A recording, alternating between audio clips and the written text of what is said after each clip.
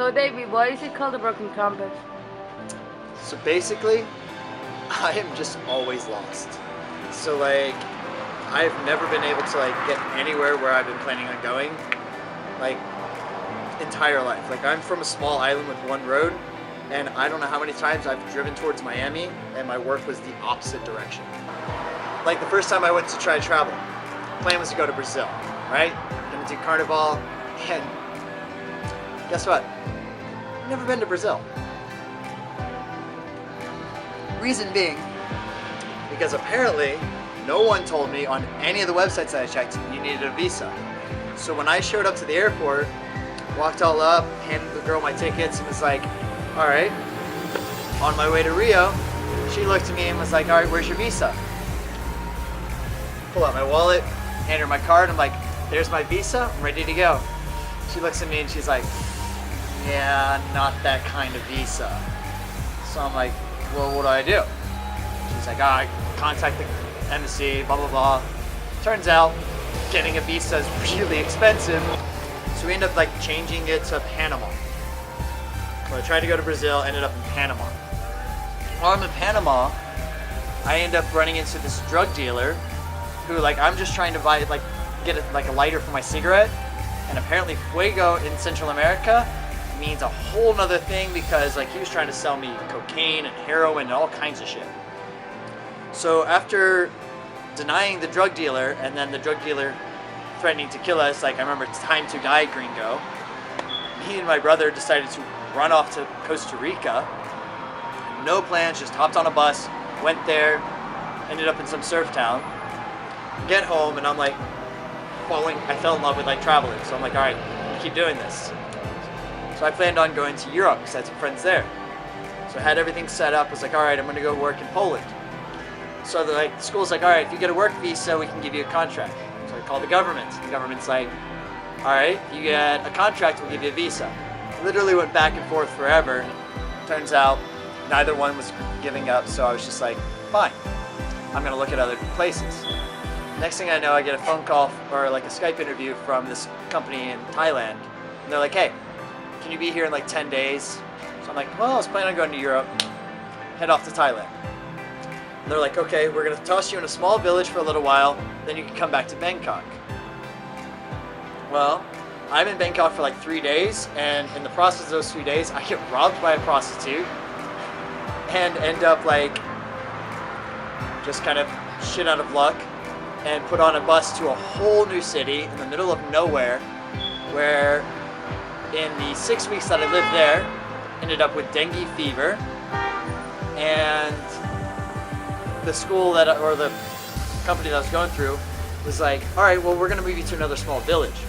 So instead of going back down to Bangkok, they were trying to move me to a small village. I ended up moving to the north up to live by like the elephants in like Chiang Mai. And then from there, I spent what, like 6-7 months working for some school that was like, oh yeah, we're gonna get you a visa, get you a visa, get you a visa. Never get me a visa. What's the broken compass? But like, I never got a visa. Yeah, that's what it sounds like right now. I can't get a visa. Fucking Polish, fucking Thais. Fucking everyone does. Someone give me a visa. So I ended up talking to a lawyer in Thailand who's like, yeah, you do another visa run, you've got like a 50-50 shot of going to prison. And all I've been hearing was these stories of like how they put 200 people in a room, they give you boiled fish head soup a day, and I'm like, yeah, no, I'm out. I'm gonna go back home. Go back home, and I'm like, all right, this time I'm gonna do it right. I'm gonna start like looking at universities, and I'm gonna go teach one of them. So I find this university in Eastern Turkey, and I'm stoked. My dad's like used to live in Turkey, like his friend came to visit us, so like I'm ready to go. So I get my ticket and ready to go to Malatya, Turkey. Like moving over that way, stoked about it, right? Literally 2 days after I buy my plane ticket, there's a terror attack on the border, and Malatya is only 4 hours from the border of Syria, and the whole Syrian war with ISIS starts. So I'm sitting there like, okay, one attack, not a big deal. Then there's a few other attacks in Turkey, so I'm like, yeah, okay, so it's getting to become a big deal. So I decide, My plane goes from Miami, Frankfurt, Istanbul.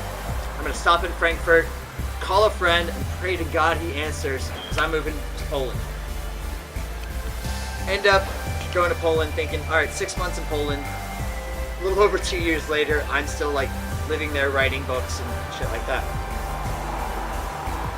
So then after that time, I was like ready to move on to another country. And I'm like, I want to move to France. I have a friend in France. This is gonna be awesome. Pack all my bags, and I get on a bus, and I start heading to France. Well, apparently Switzerland is not part of the European Union. And apparently my bus decided to leave the European Union and go through Switzerland. Now I was legal in Poland, but I did not have my green card, and all I had was paperwork in Polish. So I get strip searched by the Swiss guards, literally my clothes taken off and having to do naked squats to see if I have a bomb up my ass, and get deported back to Germany, a country I'm not even from, and then from there ended up back in US. Get to US and I'm like, I'm gonna move to a nice hot country, and I decide I'm gonna move to the Yucatan, right? I'm gonna go study the Mayans, I'm gonna move to Mexico, all this bullshit with Trump and all that, like, I'm gonna go write good things about Mexico, and I'm gonna start with the Mayans, you know, the original, well, not technically original, but original-ish people. And so I moved there, then I meet this crazy girl, and she convinces me that I should move to Mexico City, which I don't know if you've been to Mexico City, but it's not warm there, it's fucking cold. Like, it's freezing. I go back home, come back to Mexico, no longer live in Mexico City, and get pulled to Zacatecas, and then from Zacatecas, now I'm here in Guadalajara, like, which is on the west coast, kind of, more in the center of Mexico. This is all based on this whole theory, like I said, that my compass is broken. I've been trying to go places around the world, and every time I think I'm going this way, I end up the exact opposite and end up somewhere else. I mean, obviously I don't know what that would have been, but in my mind, this is better. So, a lot of these stories, like I told, like being in Bangkok and getting robbed by the prostitute, or like, you know, the drug dealer in Central America, I've written these stories down, like they're on my website, and the link is below.